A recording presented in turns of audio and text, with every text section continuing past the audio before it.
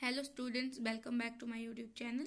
और आज हम अपनी वीडियो में पढ़ने वाले हैं पैलेट्स के बारे में कि पैलेट क्या होते हैं और कितने प्रकार के होते हैं। तो चलिए वीडियो को स्टार्ट करते हैं।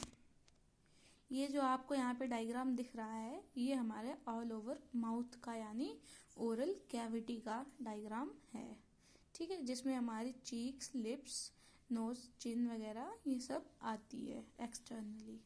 ठीक है, तो इस जो डायग्राम में आपको दिख रहा होगा कि माउथ को यहाँ पे दो डिवीजन में पार्ट किया गया है, इसका दो डिवीजन में डिवाइड किया गया है। ठीक है, एक ऊपर वाला पोर्शन हो गया हमारा और एक नीचे वाला पोर्शन हो गया। यहाँ से हम इसको दो पार्टीशन में डिवाइड कर दे रहे हैं। तो जो हमारा ऊपर वाला पैलेट है, ठीक है, ऊपर वाला पैलेट, इसमें हमारा एक आता है हार्ड पैलेट, एक हमारा आता है सॉफ्ट पैलेट। ठीक, हार्ड पैलेट में क्या होगा?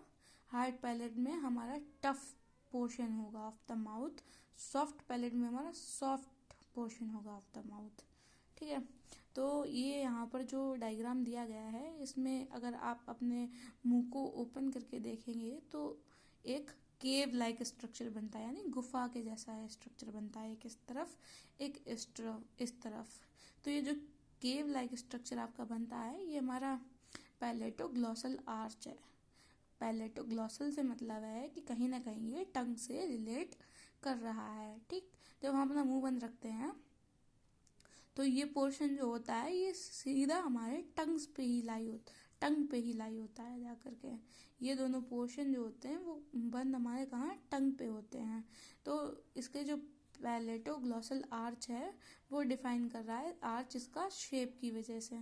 ठीक, जो हमारा पैलेट है वो टंग से रिलेटेड है और एक केव लाइक स्ट्रक्चर बना रहा है जिसको हम आर्च बोल रहे हैं। फिर हमारा आता है पोस्टीरियर वॉल ऑफ ओरोफेरेंक्स।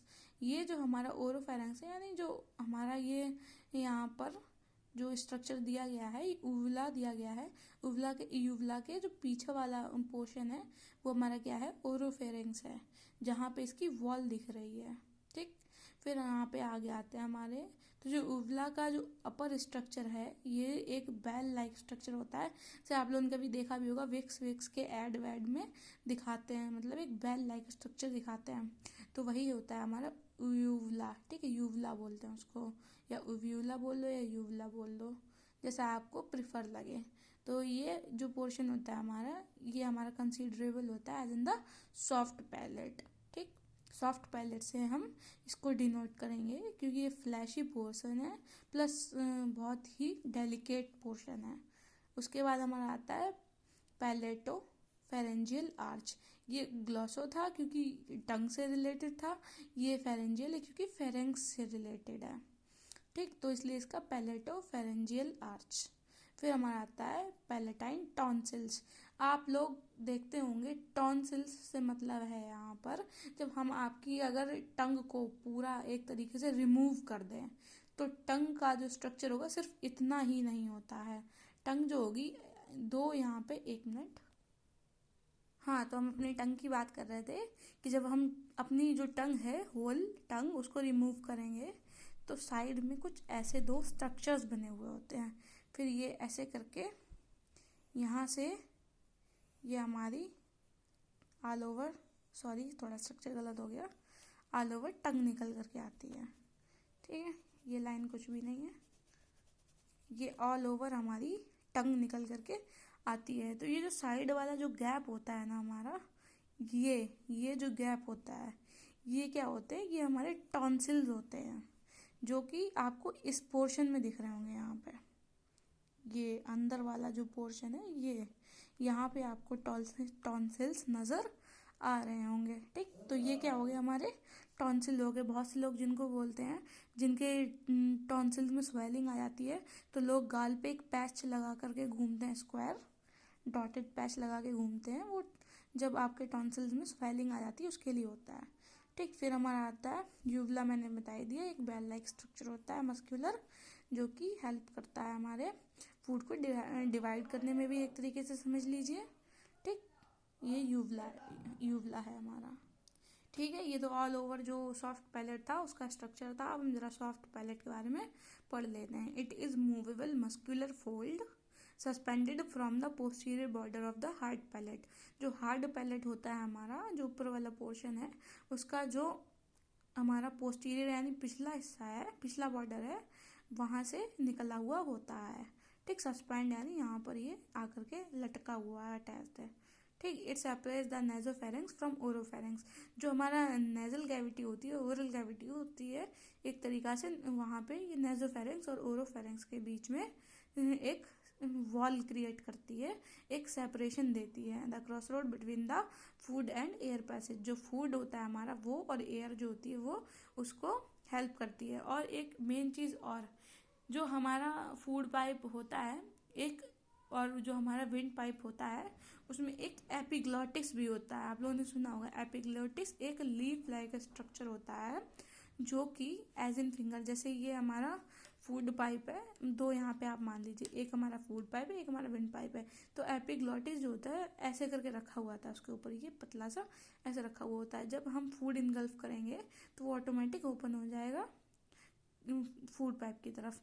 जैसे ही हम कुछ एयर का पासेज ले रहे हैं तो वो एकदम से फूड पाइप बंद हो जाएगा और हमारा विंड पाइप ऐसे करके क्लोज हो जाएगा। ठीक है, तो वो उसका काम होता है एपिग्लॉटिस का। तो इसमें उसका भी एक काफ़ी बहुत बड़ा रोल होता है पैलेट में, कि ये जो यूवला होता है वॉल तो ओरोफेरेंक्स नेसोफेरेंक्स के डिस्ट्रीब्यूट करता ही है, साथ साथ में इसका भी हेल्प करता है। फिर इसमें देखते हैं, soft palate has to surfaces. एक हमारा होता है एंटीरियर और एक होता है हमारा पोस्टीरियर, जिसमें कितने दो बॉर्डर्स होते हैं। एक सुपीरियर बॉर्डर होता है हमारा, एक इन्फीरियर बॉर्डर होता है। सुपीरियर बॉर्डर जो होगा वो आगे की तरफ होगा, इन्फीरियर बॉर्डर जो होगा वो हमारा पीछे की तरफ होता है। ठीक, पोस्टीरियर जो होगा हमारा पीछे वाला बॉर्डर, वो कैसा कॉन्वेक्स होगा and continuous superiorly with the floor of nasal cavity. जो हमारी नेजल कैविटी होगी उसकी फ्लोर, जो नेजल कैविटी की जो फ्लोर होगा उससे हमारा सुपीरियरली यानी आगे की तरफ होगा। ठीक, फिर उसके बाद देखते हैं हम लोग स्ट्रक्चर ऑफ द पैलेट। तो soft palate is a fold of mucous membrane containing the following part. अब माउथ है तो म्यूकस मेम्ब्रेन तो होगी, क्योंकि मॉइस्चर जो प्रोवाइड करना है हमारे ओरल कैविटी को। तो the palatine aponeurosis which is the flattened. Aponeurosis से मतलब है बहुत सारी मसल्स जब एक जगह आकर के मीट कर जाती है तो वो हमारा एपोन्यूरोसिस कहलाता है। ठीक, मसल्स टेंडेंस वगैरह। तो यहाँ पे पैलेट जो होता है, पैलेटाइन की जो मसल्स होंगी वो अटैच हो रही है, इसलिए पैलेटाइन एपोन्यूरोसिस है। Which is the flattened tendon of the tensor veli palatini. जो यहाँ पर नर्व दी गई है टेंसर विलाई पैलेटिनी। ठीक, ये बहुत इंपॉर्टेंट है। सॉरी, नर्व नहीं, मसल दी गई है टेंसर विलाई पैलेटिनी। इसी से नर्व्स और मसल्स, नर्व्स और जो हमारी वेन्स होती हैं, आर्टरीज वगैरह, ये सब होकर के जाएंगी इस वाले पोर्शन से। Form the fibrous basic of palate. जो इसके फॉर्म्स होगा, जो हमारा बेस होगा पैलेट का, वो किससे नींव होगी जो हमारी, वो किससे बनेगी, टेंसर विलाई पैलेटिनी से। ठीक, इसके टेंडन से, मसल से भी नहीं, उसके टेंडन से बनेगी। ठीक है, फिर नियर द मीडियन। अच्छा, टेंडन और मसल का अंतर तो पता ही आपको। जो मसल जहाँ से आके ओरिजिन होती है, जैसे ये मसल हमारी यहाँ से निकल रही है तो ये पतला हल्का सा वाइटिश पोर्शन होगा, यहाँ से मसल निकली फिर ऐसे आकर के आगे बढ़ गई, तो ये जो पोर्शन होगा हमारा, जैसे ये ऑल ओवर हमारी बैली हो गई, बैली ऑफ द मसल, ये हमारी टेल हो गया। जो टेल ऑफ द मसल होगी वो हमारी कहलाती है, ठीक, वही हमारी यहाँ पे कहलाती है टेंडन। फिर near the median plane and the aponeurosis splits to enclose the muscle uvulae. ठीक है, यूवलाई की जो मस्कुलस पोर्शन होता है वहाँ पर जाकर के स्प्लिट यानी डिवाइड हो जाती है दो पोर्शन में। एक ऐसे करके डिवाइड होगी, एक ऐसे करके डिवाइड होगी। The levator veli palatini and the palatopharyngeus lie on the superior surface of the palatine aponeurosis. Palatine aponeurosis का जो सुपीरियर पोर्शन होता है उस पे जाकर लिवेटर विलाई पैलेटिनी और पैलेटोफेरेंजियस मसल जो होती हैं वो अटैच्ड होती हैं हमारी। फिर नेक्स्ट पॉइंट है the palatoglossus lies on the inferior और anterior surface of the palatine aponeurosis. यहाँ पे इंफीरियर और एंटीरियर का मतलब एक ही है, चाहे इंफीरियर माने अंदर समझ लीजिए, चाहे एंटीरियर माने अंदरूनी समझ लीजिए। ठीक है, तो इंफीरियर और anterior surface of palatine aponeurosis. Palatine है उसकी एपोन्यूरोसिस को यहाँ पर दिया गया है, एंटीरियरली प्रेजेंट होती है। फिर numerous mucous glands and some taste buds are present. Mucous glands और हमारे टेस्ट बर्ड्स जो होते हैं वो भी प्रेजेंट होते हैं।